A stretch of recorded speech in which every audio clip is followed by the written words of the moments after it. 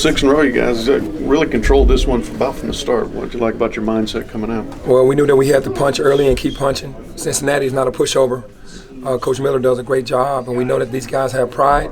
Losing at Tulsa on the road, they knew they had to come back home and get a win, and you want to win your home games. It's always a hostile environment, so for us, we knew we had to punch first and keep punching. In the second half, kind of reminded me against Houston. I think they cut it to 4. Looks like they were about to come back, and you guys storm off. That mental toughness, how much improvement have you kind of seen over there during this winning streak? It's so different. It's night and day, because in the beginning of the season, we would have folded.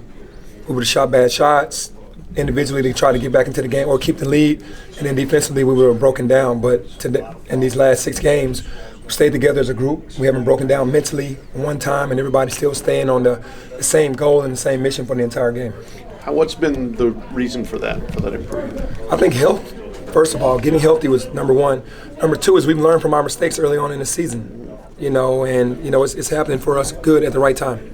Alo, 9 assists, no turnovers, real floor general type of game. We know some of the noise has been around him. How proud of you were to see him the way he performed tonight? I'm extremely proud because he's buying into his role.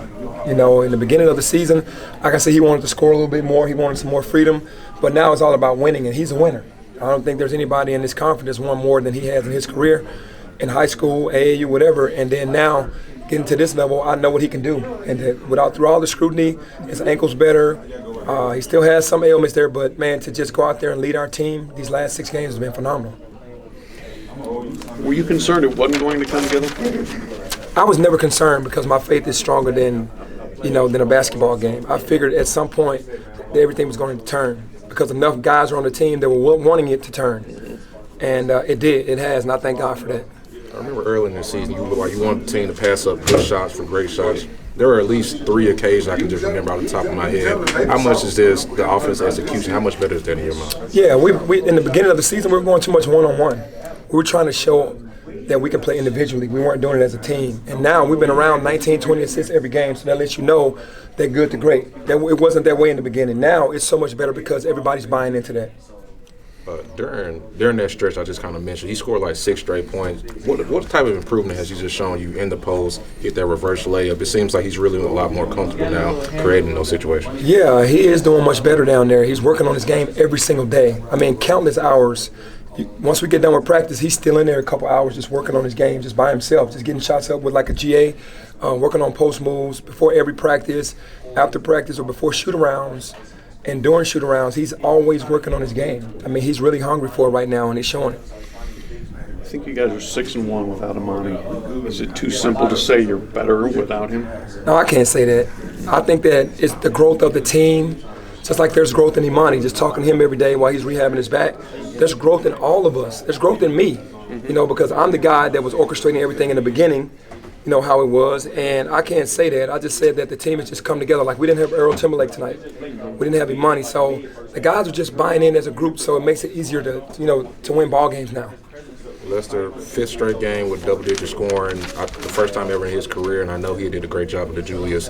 His two-way ability, how much of an impact was that on tonight? Man, it's everything, to be very honest with you, because he just knows what we need. He's going to get stops on the defensive end, and he's going to knock down big shots on the offensive end. He's a veteran. He's won NIT champion. He understands what it takes to guard the best teams, the team's best player, and then come down and spread the floor for us on the offensive end. Is it lower back, upper back?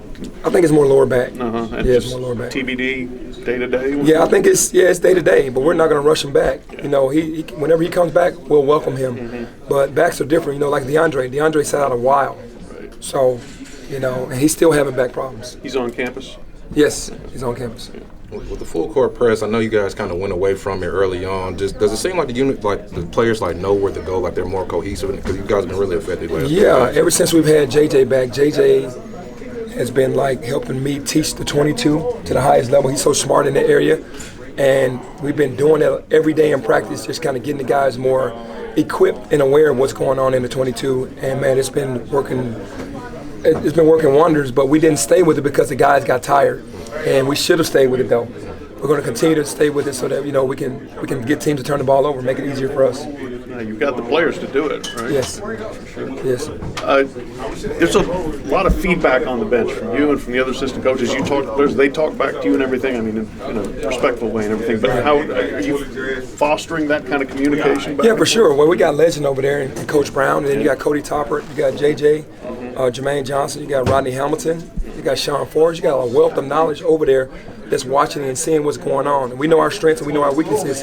And me with the players is 50-50. I'll ask them how they feel, how would they like to do anything differently, and then I'll give my opinion, and then we'll come up with a plan, because it's not all 100% me.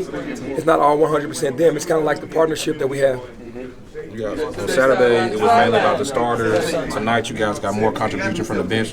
Does it kind of feel like you guys have gotten to the point where you guys can win, whether it's a shootout, whether it's a low-scoring game, where you guys can win it either way? I would like to say that. I would really like to say that we can win any kind of game, fast-paced game or a half-court game, because we have the bodies. Our strength is in our numbers. We're one of the deepest teams in the country, so we can accomplish whatever we want to accomplish as long as we do it together.